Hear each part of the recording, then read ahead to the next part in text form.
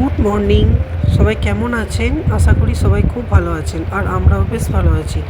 তো আবার একটা নতুন ব্লগে আপনাদের সকলকে অনেক স্বাগত জানাই। তো দেখুন, সকাল সকাল আমার চলে এসছে একটা সারপ্রাইজ গিফট। তো সেটাই আপনাদের সঙ্গে শেয়ার করছি আর কি, একটা ছোটো ভিডিওর মাধ্যমে। তো হঠাৎ করে ওর বাবা সকালে বেরিয়ে গেল গাড়িটা নিয়ে, আমাকে কিছু বলেনি, কিন্তু এটা আমি অনেক দিন থেকেই চাইছিলাম গিফটটা। তো ওকেও বলেছিলাম, তখন কিন্তু ও খুব একটা পাত্তা দেয়নি। তো হঠাৎ করেই যে চলে আসবে গিফটটা আমি নিজেও ভাবতে পারিনি, আমি নিজেও খুবই অবাক হয়ে গিয়েছিলাম। তো এই দেখুন কী গিফট সেটা আপনাদের সঙ্গেও শেয়ার করছি। তো দেখে নিন আপনারাই কী গিফট।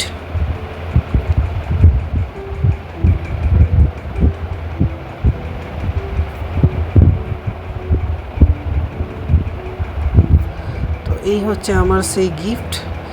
আশা করি আপনারা অনেকেই বুঝে গেছেন। হ্যাঁ, এটা ইনভার্টার। আমার একটা ইনভার্টারের খুব প্রয়োজন ছিল, কারণ আমাদের মানে এখানে কারেন্টের প্রচণ্ড ডিস্টার্ব চলছে কয়েক মাস যাবৎ।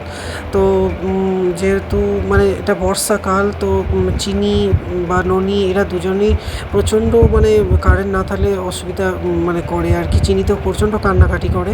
তো ইনভার্টারটা খুবই প্রয়োজন ছিল, তো সে কারণেই ওকে অনেক দিন থেকেই বলছিলাম। তো হঠাৎ করেই যে এনে দেবে, আসলে এটা আমাদের 12 বছরের মানে অ্যানিভার্সারি ছিল এই দিনটা, মানে 14ই জুলাই। তো সেদিনই ও এনে দিল এটা। তো আমি তো প্রচণ্ডই খুশি হয়েছি।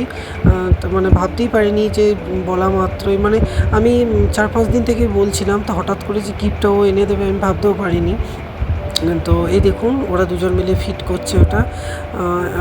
মানে ননির বাবা আর এটা ওর বন্ধু এসবের কাজ জানে আর কি।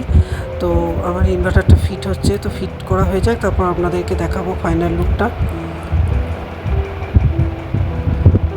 তো এই দেখুন আমার ইনভার্টারটা ফিট হয়ে গেছে। এখন আর আশা করি কোনো অসুবিধা হবে না আমাদের কারেন্ট না থাকলে। আর চিনিরও অতটা মানে শুভাঙ্গীরও অতটা ঝোঁক থাকবে না, ও তো প্রচণ্ড কান্নাকাটি করে। তো দেখুন কেমন লাগছে জানাবেন। টাটা, বাই বাই, সবাই ভালো থাকবেন।